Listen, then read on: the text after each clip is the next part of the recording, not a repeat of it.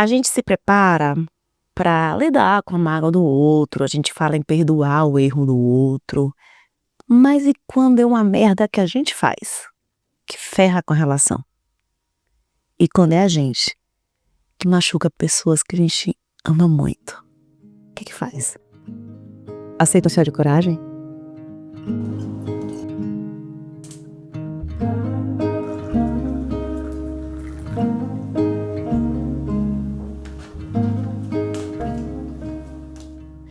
Olá! Não sei bem como escrever essa história. Não é um caso fácil e é extremamente doloroso. Ela, igual a sou eu, ela deu nomes, tá? Mia, a amiga, João, o ex. Contexto. Eu e Mia temos uma amizade de longa data desde a adolescência e hoje estamos abraçando a casa dos 30. Gente, esses nomes são fictícios, tá?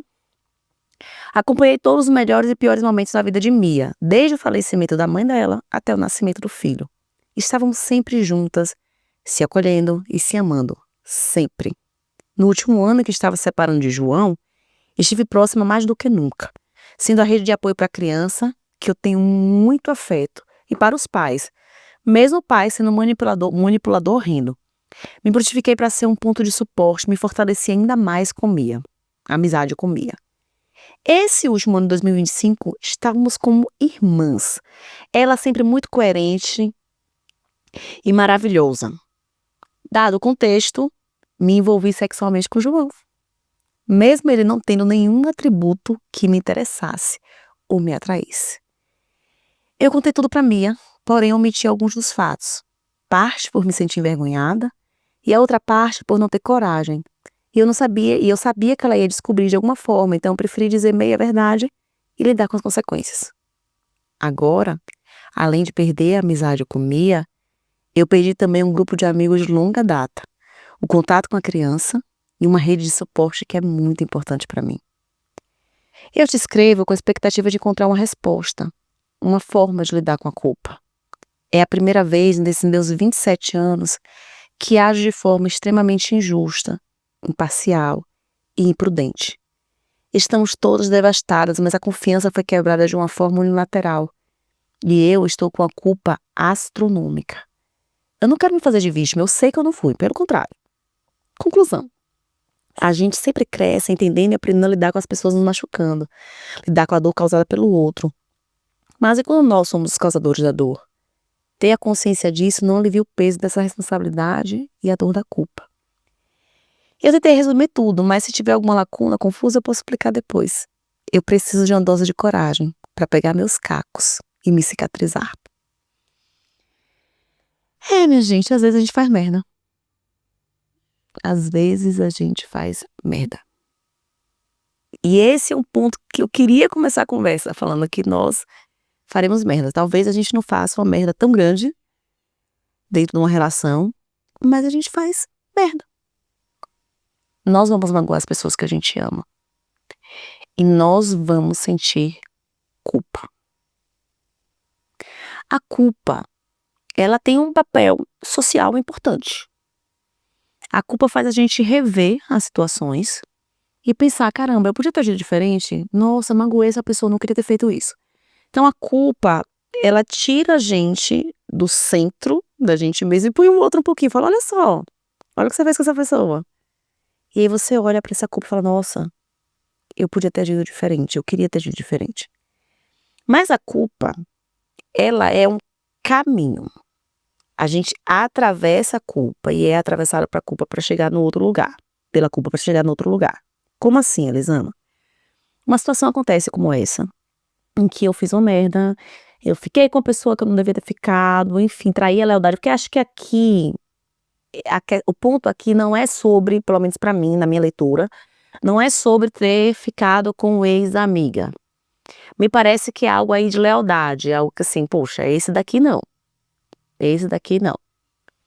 Tinha uma importância aí para ter rompido, para todos os amigos se afastarem, né? Então assim, quebrei a lealdade, tive uma atitude que nem eu sei explicar porque que eu tive. E aí eu vou sentir culpa.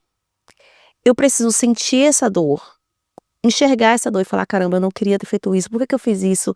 Olha como eu tô me sentindo mal diante do que essa pessoa aconteceu com essa pessoa". E a partir daí eu criar novos recursos e decidir o que eu vou fazer com isso. Então assim, como que eu reparo o que eu fiz? O que é que eu aprendo daqui pra frente?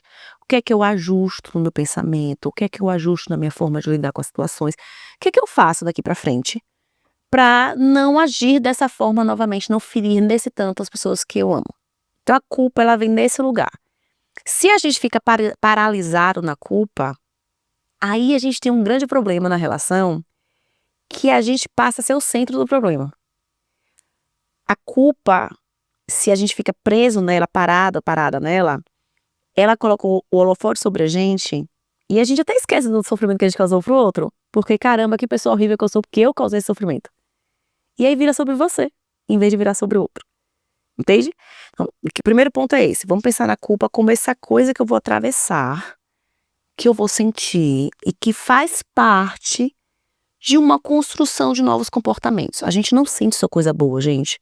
A gente não sente só coisa fácil de sentir. A culpa, ela modula muito comportamento. E assim, se a gente for parar pra pensar nos comentários em redes sociais. Por que a gente tá com tanto comentário horroroso? Porque eu não tenho mais, na hora que você comenta, eu não tenho o olhar do outro na hora que ele recebe. Eu não tenho o desconforto do outro me gerando determinada culpa que eu não quero, me gerando a culpa, o desconforto que eu não quero sentir, que aí eu não falo o que eu falo. Entendeu? Então você não me encontra no elevador e fala: "Nossa, Elisama, que roupa horrorosa, pelo amor de Deus, tropeçou no guarda-roupa, foi". Você não encontra, não fala isso, porque você sabe que eu vou me sentir desconfortável, você sabe que eu vou reagir de alguma forma e que a minha reação vai interferir em você. O medo da minha reação faz com que você dê uma seguradinha básica nos seus pensamentos. Na rede social, o que que as pessoas fazem? Jogam. Por quê? Porque sou eu no celular. Não tem o outro desconfortável com a fala que eu gero nele. Não tem, eu não sou obrigada a lidar com as repercussões da minha fala na vida do outro. E aí, na rede social, no comentário, sem estar aqui te vendo, eu falo coisas que eu não deveria falar, as pessoas falam coisas que elas não deveriam falar. Então a culpa, ela existe para que a gente também mude um pouco o comportamento, para que a gente aprenda a lidar na vida social, para que a gente saia um pouquinho do centro. A gente não precisa ficar paralisado nela, e a gente precisa lembrar que a gente é maior que qualquer erro que a gente cometeu. Tem coisas que a gente faz, que a gente olha pra trás e pergunta: "Meu Deus, o que estava passando na minha cabeça pra ter feito isso? Por que que eu falei daquele jeito? Por que que eu agi daquele jeito?". Existem coisas que você só vai descobrir muito tempo depois de muita ponderação, e tem coisa que vai com você pro túmulo como uma grande interrogação. Existem situações, comportamentos nossos, falas nossas, que vão com a gente pro túmulo, que a gente vai olhar e falar: "Não consegui compreender o que aconteceu comigo naquele momento, naquele tempo". Porque, gente, nós somos muito complexos e complexas. A gente esquece disso, né? A gente esquece o quanto a gente é misterioso e misteriosa pra gente mesmo. Eu sempre falo que uma das coisas mais tristes que eu acredito que tem nas repercussões da forma que a gente é educado, é a falta de curiosidade sobre quem a gente é. Por que eu agi assim? Nossa, o que será que mexeu comigo pra eu ter ficado tão chateada? Por que será que eu fiquei tão magoada ou magoada? A gente não pensa nisso, a gente fala: "Ah, é assim porque eu sou nervosa, porque eu sou impaciente, porque ele é um grosso". A gente tem resposta pronta pra tudo, a gente se pergunta pouco: "Por quê?". E eu sou uma apaixonada pelo porquê. Mas por quê, né? O que que aconteceu aqui? O que que aconteceu pra eu ter agido assim? O que que aconteceu pra eu ter falado desse jeito? O que aconteceu pra eu ter ficado com esse cara? Essa curiosidade tira a resposta: "Eu fui responsável, fui horrível, a culpa é minha", e dá uma mergulhada em você. O que que aconteceu? O que que seu comportamento tá dizendo sobre você? Não é sobre o seu caráter. Não é sobre julgamento moral. É por quê? O que que teve pra isso ter acontecido? Porque quando isso acontece, quando a gente se pergunta com interesse, a gente consegue ir além desse lugar que a vergonha bota. E aí, eu quero fazer a diferença de vergonha e culpa, que eu já fiz em outros episódios. É uma diferença que a Brené Brown faz, que eu gosto muito, em que ela diz da culpa dessa coisa mais de modulação de comportamento e a vergonha como eu sou o erro. Então, a culpa, ela tá ali, eu cometi esse erro. A vergonha tá te dizendo, eu sou esse erro. Quando eu consigo olhar para o meu erro, olhar para o meu comportamento e pensar sobre ele, e refletir sobre ele, e qual foi a minha intenção, o que será que me mexeu aqui, sem estar julgando ou acreditando no meu julgamento sobre o comportamento, eu consigo sair do lugar da vergonha e ficar no lugar da culpa. Ok, tô me sentindo mal pelo que eu fiz. É diferente de, nossa, eu tô me sentindo mal porque eu sou. Porque eu sou uma bosta de ser humano. Porque eu sou uma pessoa horrível que agiu dessa forma. Consegue compreender a diferença das coisas? Então, eu quero que você pense aqui na diferença das coisas, da culpa e da vergonha. Eu consigo olhar para a culpa e pensar, caramba, queria ter agido diferente, mas eu não sou esse erro. Eu não sou esse comportamento. Eu sou maior que esse comportamento. Eu não posso ser definida por ele. Você me fala, na amizade de muitos anos, né? Então, assim, você foi desleal nesse momento e certamente foi leal em muitos outros. Agora fica aqui comigo. O fato de você ter sido leal em muitos outros e de você conseguir contar uma história mais complexa sobre essa relação não significa que a outra pessoa é obrigada a te perdoar e a voltar a conviver. Não existe na vida um controle remoto em que a gente simplesmente volta as coisas. A vida, ela não é editável, sabe? Não dá pra clicar ali e editar e apagar aquele pedaço que você errou a gramática, aquele pedaço do texto que não ficou legal. Não dá. A gente não faz isso. Essa cicatriz vai ficar na relação, mesmo que vocês voltem a conviver. E aí tem um luto que você precisa viver de entender que a relação jamais vai voltar a ser o que era. Jamais. Não vai voltar. Porque algo aconteceu. E é importante que não volte, porque se voltar a ser exatamente o que era, quer dizer que nenhuma das duas aprendeu nada com o que aconteceu, né? A gente pode construir algo até melhor. Entende? Até melhor, mas para construir esse algo até melhor, eu preciso desapegar do que era. Preciso olhar e falar, caramba, o que era a gente não vai ter mais.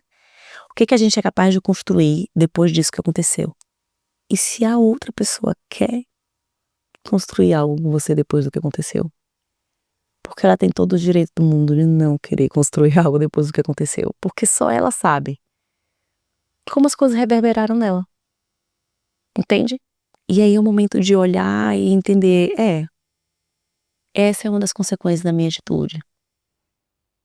Não era de forma alguma algo que você queria, e é algo que veio porque tem um outro na relação, que escolhe a própria postura, que escolhe como vai agir, e que não dá conta de conviver com você agora, de te perdoar. E aí, com quem mais você tem convivido? Que outras relações você tem encontrado espaço para falar dessa culpa? E para lembrar que você é maior que ela. Para lembrar que você foi leal em um monte de situações.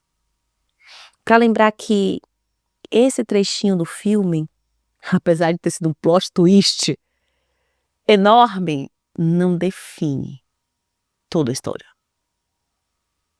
E olha como é importante a gente aprender que eu posso olhar para a história que eu vivi, eu posso reconhecer que eu não sou isso que o outro está me aprisionando nesse papel.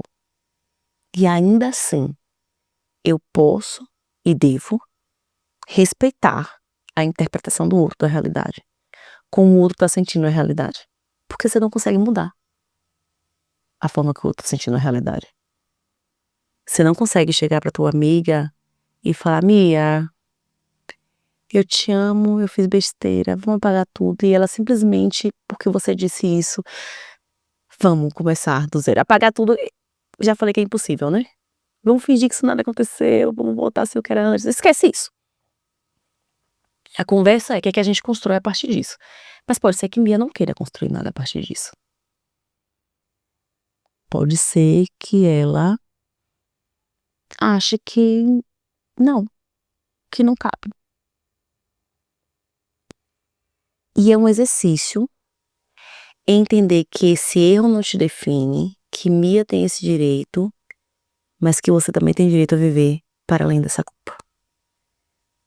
Que você ainda vai amar muito, encontrar muitas pessoas, ainda vai fazer merda em outras relações. Espero que não a mesma, mas ainda vai fazer.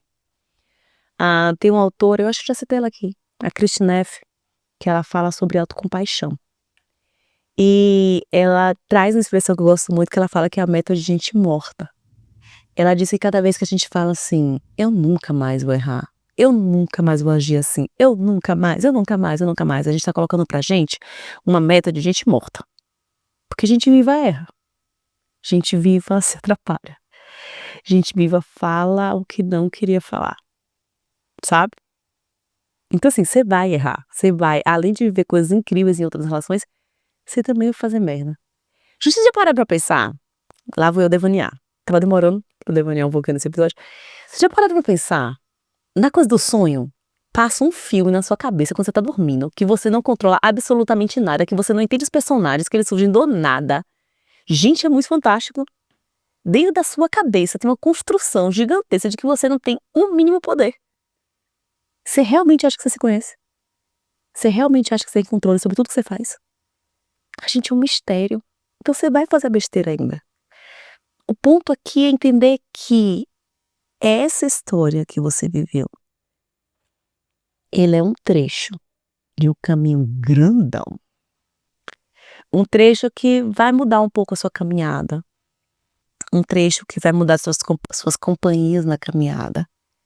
Mas um trecho. A gente tem uma tendência de achar que um erro, ele vai definir a gente para sempre. Que um comportamento pode dizer quem a gente é. Que a partir daquele comportamento eu sou isso. E não. Olha, um erro, um comportamento, uma experiência, eles realmente podem mudar a tua vida. Podem fazer com que nada volte a ser como era antes, mas isso não é necessariamente ruim. Entendeu? As coisas não voltaram a ser como eram, não quer dizer que as coisas vão ser ruins. Só quer dizer que elas não vão voltar a ser o que eram. Quer dizer que agora você vai precisar reconstruir. E você vai precisar reconstruir amizades. Você vai precisar reconstruir sua visão sobre você. Você vai precisar reconstruir laços. Você vai precisar de abraços. Você vai precisar chorar saudades e ter colo para chorar saudades. Quem tá te dando isso? E às vezes, quando a gente faz uma besteira, a gente acha que seguir em frente é esquecer o que a gente fez, né? Não posso seguir em frente, eu não posso conversar com outras pessoas sobre isso, eu não posso, eu tenho que ficar aqui me martirizando com um chicotinho, aqui, sofrendo pelo que eu fiz. Mas você ficar aí com o chicotinho sofrendo pelo que você fez, vai melhorar a vida de quem? Vai mudar o que nessa história que aconteceu? É hora de olhar como pessoa adulta as consequências do que você fez, ver o que é reparável e a partir daí, ok, agora eu vou construir uma história de um outro jeito. Agora eu sou outra pessoa. Gente, a gente muda. Essa meta que as pessoas têm, eu acho estranhíssima, tá? Essa meta de, ai não, eu quero voltar a ser o que era, eu quero que as coisas voltem a ser o que eram. Gente, mas aí a gente não evoluiu, a gente não cresceu, a gente não mudou. A gente vai mudar o tempo inteiro. Você agora vai precisar construir. Juntar esses caquinhos aí e construir uma outra coisa. Diferente. Em algumas partes muito diferente, em outras quase igual. Mas nunca igual. Porque você viveu algo que te marcou. E se um dia essa relação voltar, vocês voltarem a se ver e decidirem que vão construir uma nova relação, porque isso é muito importante, vocês decidirem que vão construir algo novo, vocês vão ter uma cicatriz aí. Vai ter uma marca que vai precisar ser olhada, ser falada, ser cuidada. Porque aconteceu. Entendeu? Aconteceu. Você não tem o poder de fingir que não aconteceu. Você não tem a possibilidade de desconsiderar. Que você errou. E que esse erro falou alguma coisa sobre você. Mas que você é tão maior que ele. Que você foi desleal, você falou, né, que você foi desleal, que você foi irresponsável. Mas que você não é isso. Que de diversas formas, em diversos momentos, você foi colo, foi abrigo, foi abraço, foi cuidado, foi carinho, foi suporte. Pois é. E foi alguém que fez merda também. Também, novamente. Tá bom? Eu torço de verdade que você consiga lembrar que você é maior que esse erro. Tá? Um abraço em todas vocês. E é isso, meu amor. Você gostou da história? Você quer que eu dê um pitaquinho na tua história? Manda um e-mail. Deixa aí o coraçãozinho, tá, gente? Coraçãozinho, um joinha, uma estrelinha, qualquer coisa. Só fala assim, oi, Elisama, gostei. Elisama é bacaninha. Deixa eu contar um negócio pra vocês. Teve um dia que eu falei, Elisama é bacaninha. Aí, eu gravei o episódio. E eu esqueci, gente, eu esqueço que eu falo aqui, tá? A minha memória é uma belezinha. Eu esqueço. Aí eu tô vendo um comentário, um monte de botando, Elisama é bacaninha, Elisama é bacaninha, Elisama é bacaninha. Eu falei, oxi, por que esse povo tá... Por que as pessoas estão comentando isso? Que loucura é essa? Aí eu vi o episódio. Aí eu falei, escreve aí, Elisama é bacaninha. Eu falei, entendi. Mas é isso, gente. Escreve o que seu coração mandar, tá? Elisama é bacaninha, tu percebe. Um beijo e até o próximo episódio.